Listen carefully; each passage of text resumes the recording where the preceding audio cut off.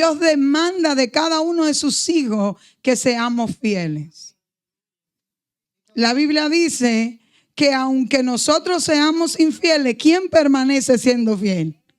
Él. Él siempre será fiel. Por tanto, Él demanda de nosotros fidelidad.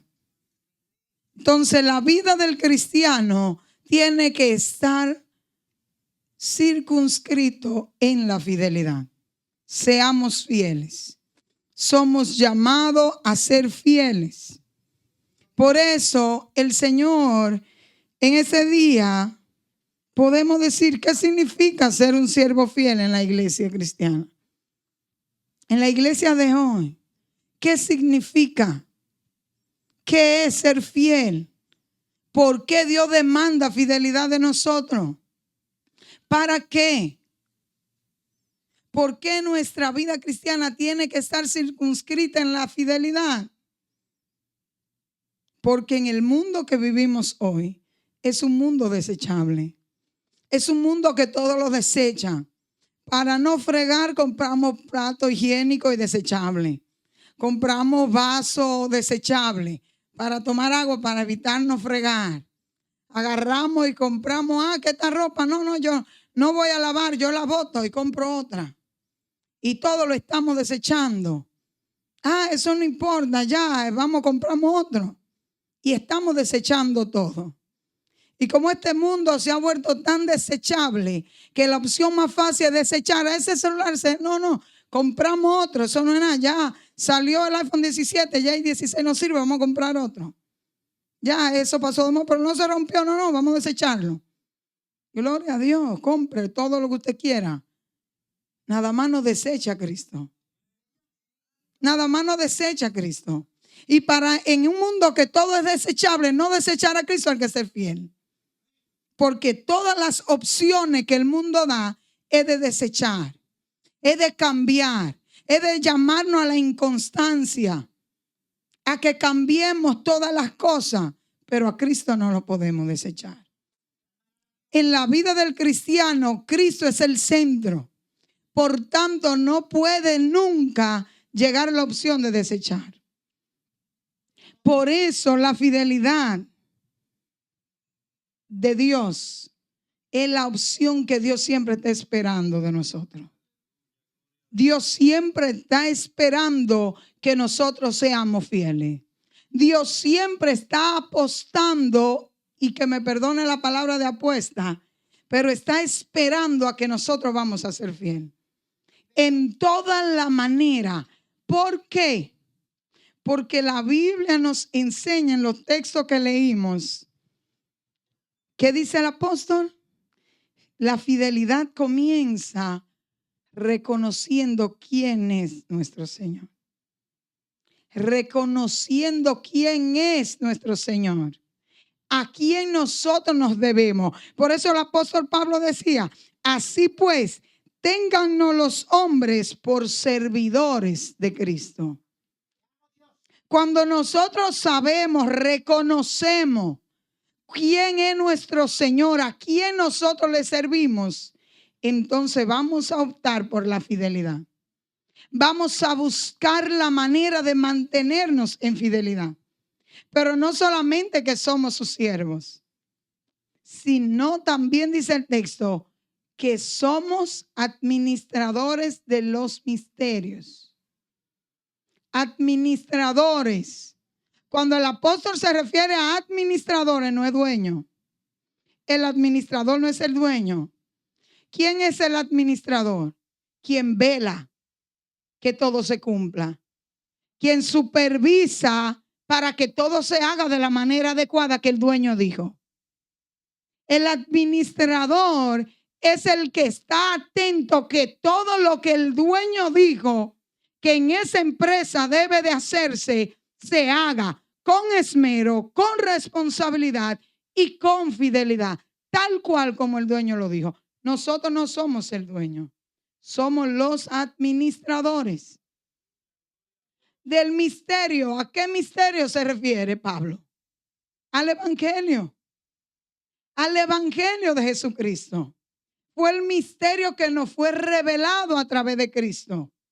el evangelio. Por tanto, nosotros somos los responsables que con fidelidad tenemos que supervisar que se cumpla lo que Dios ha dicho que debe cumplirse. Que se predique la palabra tal como Jesús dijo que se debe predicar. Que el Padre sea adorado tal como dijo Jesús que buscaba tales adoradores. Entonces no es un momento, no es una hora. Es adorar en espíritu y en verdad. Es adorar con todo lo que usted tenga. Y si usted vive una vida de fidelidad, usted va a adorar en toda circunstancia. En todo momento. Si nosotros vemos y leemos la vida de José, vamos a ver a José un hombre fiel. En el capítulo 39, versos 7 y 8 del libro de Génesis, la Biblia relata que la mujer de Potifar se fijó en José y que le dijo a José: ven, duerme conmigo, acuéstate conmigo.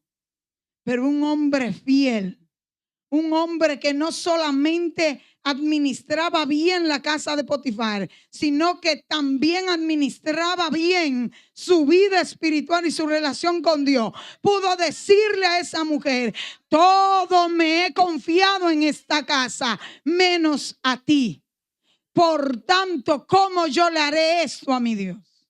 ¿Cómo yo voy a fallarle, a hacer tan mal a mi Dios? Si todo me ha sido entregado menos tú. Es un hombre fiel. No es un hombre, no fue que no se vio tentado. Es que la fidelidad lo mantuvo en integridad. Y le mantuvo un no en su boca. Por eso relata la misma palabra, que pudo dejarle la capa. Y esa fidelidad es verdad que lo llevó a la cárcel. Es verdad, pero esa misma fidelidad lo llevó luego al palacio. Así que usted y yo no es una opción ser fiel. Es una responsabilidad mantenernos en fidelidad. Si queremos ver otro, podemos ver a Urías, que hasta muchos años nosotros lo hemos visto como el pobre Urías. Pobre Urías, que David le tomó la mujer. Pobre Urías, que David lo mandó a poner en el frente de la batalla para que lo mataran. Pero no vemos al Urías fiel.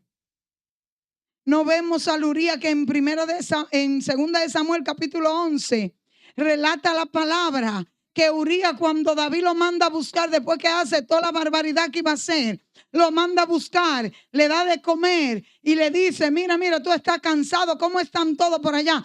Ellos están en la batalla, seguimos peleando, vamos ganando, pues vete a acostar, vete a descansar.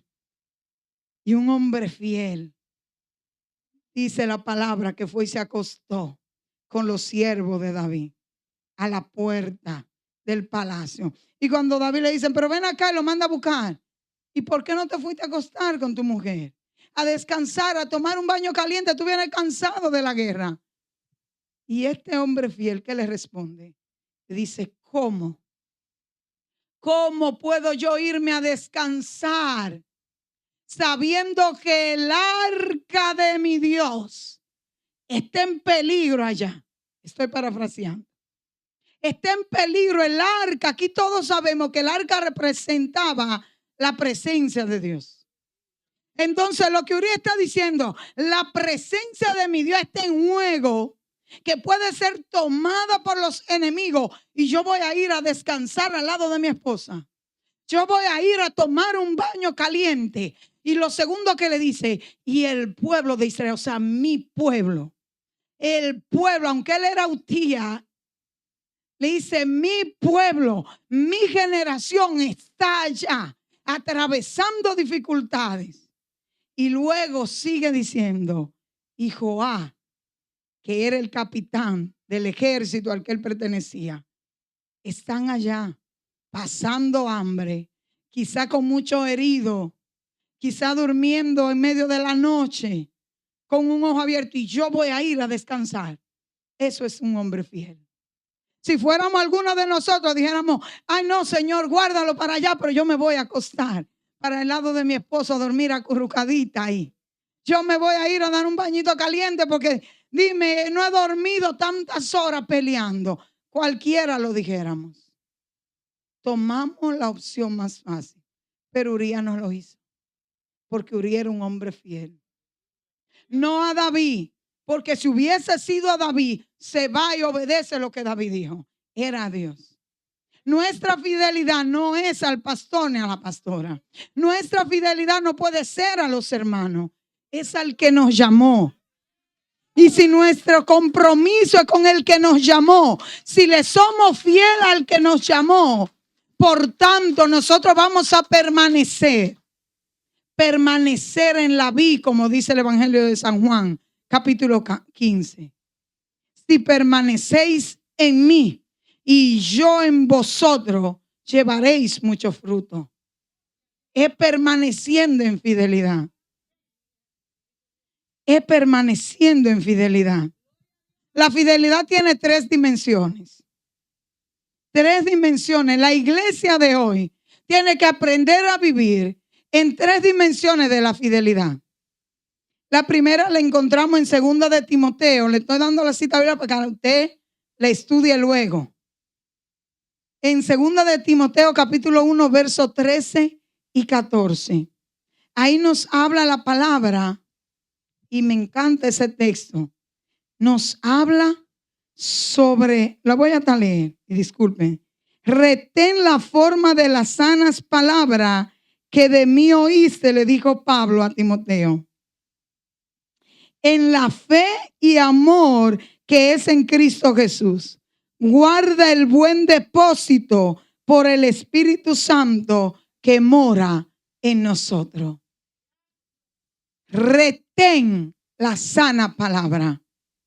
Si usted y yo retenemos lo que la palabra nos enseña, no habrá situaciones que nos muevan, no habrá situaciones que puedan desenfocarnos, no habrá circunstancias en la vida que puedan decirnos a nosotros, muévete aquí, y nosotros nos iremos tras ella. Porque la palabra vivifica, la palabra te va a argumentar y te va a anclar en la fe. Y el amor, dice la palabra. Y en la fe y en el amor que recibiste. Y dice, y el buen depósito por el Espíritu Santo. Y retén el buen depósito. ¿Qué hay en ti? ¿Quién ha depositado en ti? ¿Cuál es el depósito que hay en ti? Ese depósito está lleno por el Espíritu Santo de Dios. Tu vida, que dice la Biblia que es un odre nuevo en la mano del Señor, está llena del depósito del Espíritu Santo que mora en ti. Hechos capítulo 1. Verso 8 dice, y recibiréis poder cuando haya venido sobre vosotros el Espíritu Santo. Si el depósito que hay en ti, el buen depósito que hay en ti es el Espíritu Santo, entonces tú tienes todas las herramientas para ser fiel. Tú tienes toda la fuerza para vivir en fidelidad a Dios. Para mantenerte en fidelidad. En cualquier momento o circunstancia, porque usted dirá, es fácil ser fiel. Sí, en momentos buenos todos podemos serlo. Pero si tenemos la palabra nos guía. Por eso a Josué le fue dicho que le escribiera en los postes, que le escribiera en todas partes, porque ellas te van a guiar. El buen depósito de la palabra y del Espíritu son la herramienta que necesitamos para servir al Señor. Por eso, porque no es la circunstancia. Nosotros vemos en el caso de David y Saúl. David es ungido como rey y es llevado a la casa de Saúl. Y Saúl procura matarlo. Y registra la palabra que David sale huyendo. Y mientras Saúl está persiguiendo a David, se da la primera situación. David está en la cueva, en Engadi. Y relata la palabra que en esa cueva Saúl llega en su persecución, pero se queda dormido. Y David, todos sus seguidores, le decían: Dios te lo ha entregado en tu mano, mátalo. Mira que al que te busca, al que te está haciendo la guerra, Dios te lo ha entregado, devuélvele con la misma moneda. Mira al que se ha levantado en tu contra, Dios te lo ha entregado. Mira lo que él también está viviendo. Empieza tú a hablar, a murmurar de él, que él también ha murmurado de ti. Mira al que te ha entregado, págale con la misma moneda. David le dijo: Dios me libre. Dios libre mi mano de yo levantarla contra el ungido. Pero la Biblia, Dios le había dicho a Samuel que había desechado a Saúl, que lo había desechado. Pero David todavía honraba al hombre que en un momento Dios usó. David todavía honraba al hombre que en un momento Dios usó. ¿Por qué usted y yo no podemos seguir honrando? Si el apóstol Pablo nos enseña: no tenga más alta estima de ti mismo que el que debes tomar, y considera al otro mejor, más alta estima que a ti mismo, y que el otro te considere a ti en más alta estima, y así nos vamos a tener un respeto mutuo. ¿Por qué queremos desechar a otro? ¿Por qué queremos maltratar a otro? Si el hombre y la mujer que vive en fidelidad va a librarse de levantarse contra otro, sin importar si tenga o no la razón, no nos corresponde a nosotros pagar. La Biblia dice: haz el bien, paga con el bien aún al que te haga mal. Haz siempre el bien. El hombre que vive en fidelidad. Por eso David en una segunda ocasión vuelve a Saúl a perseguirlo. Tanto así que nosotros pensamos que cuando David manda a buscar a Mefibosé, es de que cumpliendo un pacto con Jonatán. Y no era Jonatán, era cumpliéndole una promesa a Saúl. Cuando David le cortó la túnica, que le dijo: mira, Señor, tú me andas buscando, pero yo tengo aquí tu túnica y no levanté mi espada ante ti. Él le dijo: hoy reconozco que en verdad era un hombre de Dios, que en verdad Dios es que te eligió para rey. Te pido que cuando sea rey no te levante en contra de mi descendencia, ni lo mate a espada, sino que le haga bien. Y cuando David fue al reino, que mandó a buscar a Mefibosé, era cumpliéndole esa promesa que le había hecho a Saúl. Pero Saúl era su contrario. Sí, pero David era un hombre fiel. Aunque haya pecado, fue un hombre fiel. Porque Dios no nos está llamando a ser perfectos, es a ser fieles. Es a ser fieles. Es que cuando se nos presente la oportunidad, nos mantengamos en fidelidad. Pero ¿cómo nos podemos mantener? Atesorando la sana doctrina. Atesorando la verdad de la palabra. Pero no solamente debemos ser fieles ahí. También tenemos que ser fieles en el servicio. También tenemos que ser fieles en la asistencia a la congregación. Por eso Hebreos capítulo 10, versos 24 y 25 nos habla sobre eso. No se dejen de congregarse. No se dejen de congregar. Sirvan al Señor con gozo, con regocijo. Sirvan a Dios con todo lo que tenemos. El hombre y la mujer de Dios que vive en fidelidad entiende que su vida es un servicio de continuo al Señor. Todo lo que el Antiguo Testamento nos enseña es para enseñarnos todos esos rituales. Yo decía al hermano ahorita, donde estaban hablando del macho cabrío, yo le decía: sí, era perfecto porque era simbolismo de Cristo. Y Cristo era el sacrificio perfecto. Tenía que ser perfecto todo. Pero cada uno de los servicios, cuando Dios le dijo a Moisés: dile a Aarón que mantenga encendida, que le eche el aceite a las lámparas del altar. Le estaban dando un simbolismo para nosotros. Ese aceite del Espíritu que tiene que estar encendido constantemente en nuestra vida, pero un hombre infiel no puede mantenerse encendido. No puede mantener el altar encendido si no vives una vida en fidelidad. Si tu vida de servicio no es con fidelidad, no, el aceite no va a estar fluyendo. El aceite no va a estar fluyendo.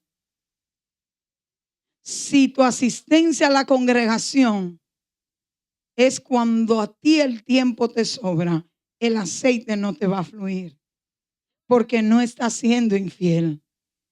Y Dios tiene compromiso con los que están comprometidos con Él. La Biblia dice: Dios honra al que le honra.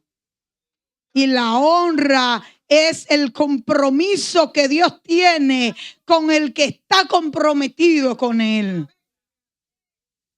No es verdad que usted asistiendo cuando a usted le sobra el tiempo, que usted poniendo en prioridad otras cosas, Dios lo va a poner a usted de primero. Porque Dios no tiene favorito. Y lo leía la hermana ahorita, por eso yo le decía que Dios me confirmaba el mensaje. Lo leía cuando le decía en Romanos que Dios no hace acepción de personas. Y es verdad que Dios tiene misericordia de que Él quiere. Pero al que está comprometido con Él no es si Él quiere. Es una responsabilidad que Dios tiene. Al que está comprometido con Él, al que vive en fidelidad a Él, no es si Dios quiere, es que Dios está comprometido, es su responsabilidad y Él te va a responder, Él te va a guardar y Él te va a suplir. Pero esa responsable, al que está leal, al fiel, al verdadero, es una responsabilidad. Ahora, al que quiere es si Él quiere. Es ahí que Pablo dice, y que Él le dijo a Moisés, es si yo quiero, porque Él perdonó a Aarón y a Miriam que se levantaron contra Moisés, pero no perdonó a Coré y a Abiatán y a todos los otros que se levantaron. Él no los perdonó, porque ahí sí es al que Él quiere extenderle el cetro de misericordia, pero al comprometido no es si quiere. Dios dice, mi responsabilidad, porque a Job no fue porque él quiso. A Job, él no le respondió porque él quiso. Era porque había un compromiso. Job no falló. Job fue fiel. Y Dios sabía que iba a ser fiel. Por eso tuvo el pensamiento que tuvo. Y dio el discurso que Dios no ha considerado a mi siervo fiel. Job. No hay uno como él en la tierra. Ese concepto que Dios lo tenga de nosotros, qué lindo sería. Qué hermoso que Dios diga, no hay una iglesia como la iglesia Casa de Oración en Allentown. No hay una iglesia, no la ha considerado, que es fiel, que es pura, que es sabia, que vive en fe y en amor. Aleluya. Fidelidad en la mayordomía de nuestros recursos. Fiel. Si usted estudia una parábola del mayordomo infiel que hay en Lucas capítulo 16, se va a dar cuenta la importancia del ser fiel. El mismo Jesús resaltó la sagacidad de ese mayordomo infiel. El mismo Jesús lo resaltó y dijo, los infieles son más sagaces que nosotros los fieles, porque usan sus recursos pasajeros para ser amigos. Y nosotros lo usamos, ¿sabe para qué? Para alejarnos muchas veces del propósito. No es que son malos los recursos, es que no lo usamos para Dios. No lo hacemos el buen uso de un mayordomo, una buena mayordomía de nuestros recursos, sí, económicos, sí, de nuestro tiempo, sí, de nuestra familia, sí, son recursos. Son los recursos que Dios ha puesto en nuestra mano. Sí, yo le decía que este mundo es desechable y que quiere estar gastando. Pero entonces tú quieres estarte comprando todo lo que tú quieres estar comprando.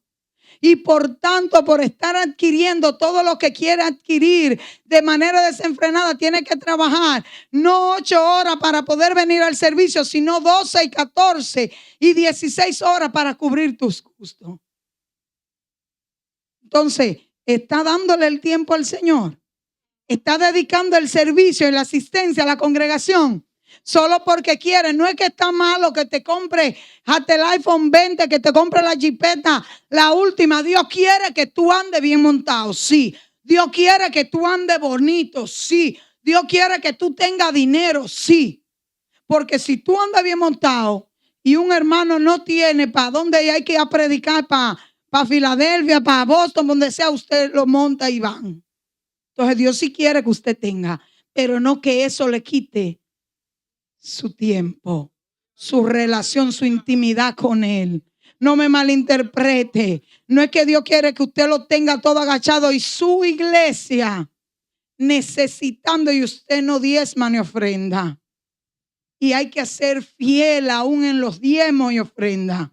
Sí, y usted podrá decirme, pero eso es Malaquía que habla de diezmo. No, el apóstol Pablo dice, el que vive en el altar, que viva del altar. El que ministra, que viva del altar.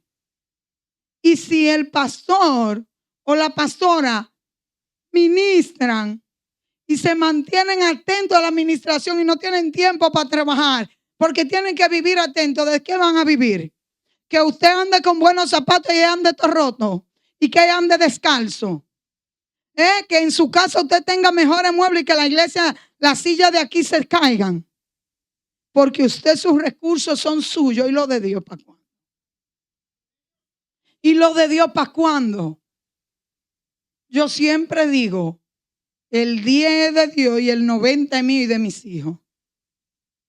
El 10 es de Dios y el 90 es mío y de mis hijos. No es el 100. Tú tienes que ser fiel en tu diezmo y ofrenda. La Biblia dice, no se le pondrá bozal al buey que trilla. Y Pablo mismo le dijo a los corintios, le dijo, yo tengo el mismo derecho que tienen los apóstoles de que se me mantengan igual que a ellos. De tener una mujer igual que ellos. Lo que pasa que yo, por amor a Cristo, me he negado a mi derecho. Me he negado a mi derecho y decido trabajar con mis manos para no ser carga para ustedes. Pero fue Pablo que decidió eso. No es que no debemos diezmar ni ofrendar en la congregación. No es esa la enseñanza. Si usted tenía esa enseñanza, discúlpenme si estoy tomando un punto que ustedes no le gusten. Pero la palabra nos enseña que nosotros tenemos que ser fieles en nuestro diezmo y ofrenda. Sí. En la casa tiene que haber alimento. Alimento para si hay un hermanito que esté en necesidad. Sí, alimento para el pastor. Sí, alimento para que se pague la luz, para que se pague el agua y para que la iglesia tenga los mejores equipos, para que tenga las mejores sillas, para que cuando vengan la visita puedan sentirse cómodos. Porque no es lo mismo sentar a la visita en un banquito duro que ahí y escucharme por 20 o 30 minutos a mí hablar. No es lo mismo. Entonces aún con eso tenemos que ser buen mayordomo. Tenemos que ser fiel. El carácter de la fidelidad en medio de la prueba. Todos creemos que vamos a vivir sin prueba. Equivocado. Estamos equivocados.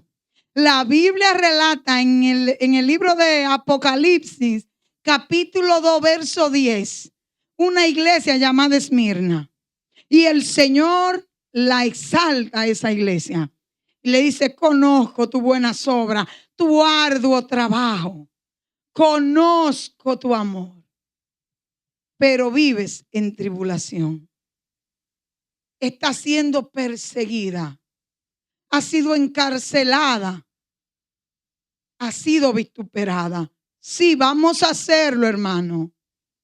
Ahorita cantaban que yo me iba en gloria y en llanto cuando cantaban que era el varón, cantaba que decía, aunque me persigan, aunque me hagan.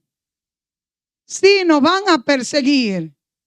Si usted lee en Mateo capítulo 24, nos habla que nos van a perseguir.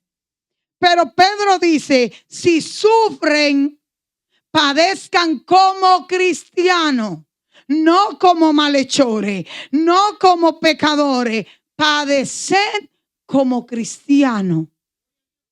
Que nos persigan por mantener la sana doctrina, que nos persigan por atesorar la verdad, por decirle no al pecado y sí a la verdad de Cristo. Nos van a perseguir, pero el mismo Jesús le dijo a la iglesia de Esmirna, pero sé fiel hasta la muerte.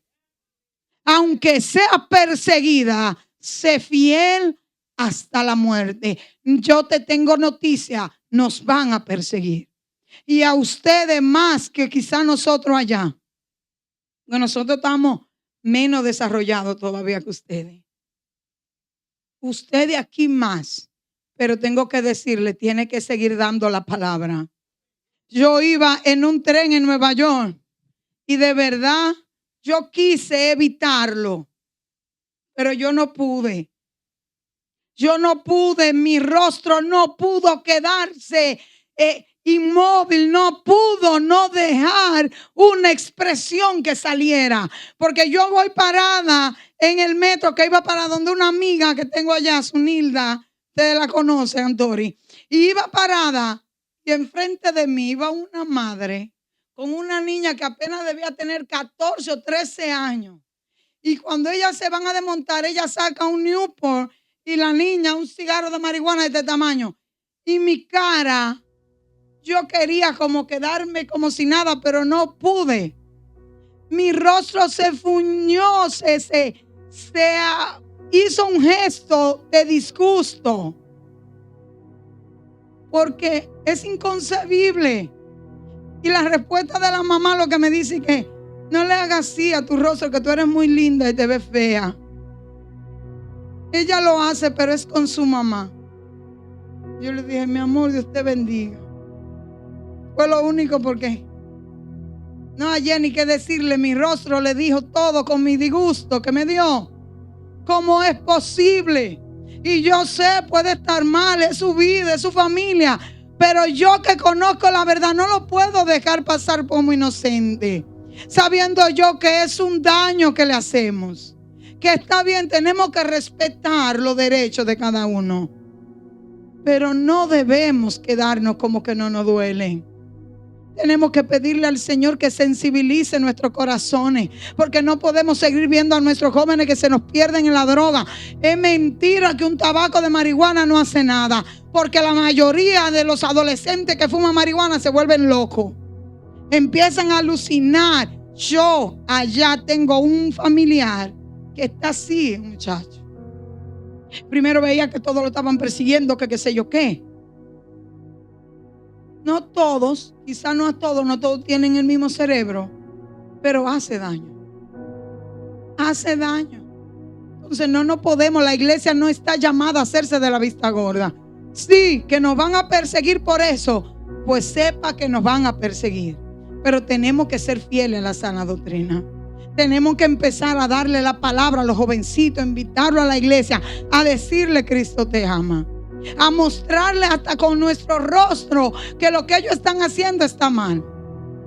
Si quizás nos da vergüenza o miedo hablar con las palabras, porque por lo menos nuestro rostro dé una expresión que no estamos de acuerdo con lo que tú estás haciendo. Te lo respeto, pero no estoy de acuerdo, no te hace bien. Sí, la iglesia de Esmirna la persiguieron porque la fidelidad cuesta. ¿Usted cree que no le costó a José dejar esa túnica botada? Le costó la cárcel. ¿Usted cree que no le costó a David dejar vivo a Saúl? Sí, muchos años de huida y persecución. La fidelidad cuesta. La fidelidad cuesta. Porque en este tiempo todos queremos estar apáticos. Nada es nada. Todo. A cada quien que viva, no. Jesús, ¿qué le dijo Juan el Bautista a Herodes? No te es lícito tomar. ¿No? Es la mujer de Felipe, tu hermano. No te es lícito. Le costó que le cortaran la cabeza. Sí, pero fue fiel hasta la muerte. Fue fiel hasta la muerte. Nos va a costar a nosotros, pero hay que ser fieles. Hay que ser fiel, hay que tener un compromiso de vida con el Señor, porque hay recompensa. Nada más no habrá persecución, hay recompensa. En el mismo Lucas 16 y en Mateo 25, capítulo 25, verso 21, habla ahí de los talentos. Y dice que al que tenía 5, que lo multiplicó y le llevó 10 al Señor, le dijo: bien, buen siervo y fiel. En lo poco fuiste fiel, en lo mucho te pondré. Entra al gozo de tu Señor. Hay recompensa para los fieles. Hay recompensa para los fieles. Para los que están comprometidos hay recompensa. El gozo del Señor están para los fieles. Ay, ay, ay. Ay, ay, ay. Hay recompensa y hay un impacto terrenal en la fidelidad. Sí, cuando usted y yo somos fieles, hay un impacto. Hay un impacto en nuestra familia. Porque nuestros hijos nos verán y dirán: papá y mamá son fieles. Yo estoy, dirá el hijo, aunque no se lo diga el hijo de la señora que testificó, yo estoy vivo porque mi mamá vive en fidelidad delante de su Dios. Y él se sintió comprometido en guardarme. Él se sintió comprometido en guardarme a mí, a mi hija y a mi esposa, aunque no se lo diga, porque hay impacto en lo terrenal cuando vivimos una vida de fidelidad. Por eso le exhorto que recuerden, iglesia, Dios anhela que su pueblo viva en fidelidad.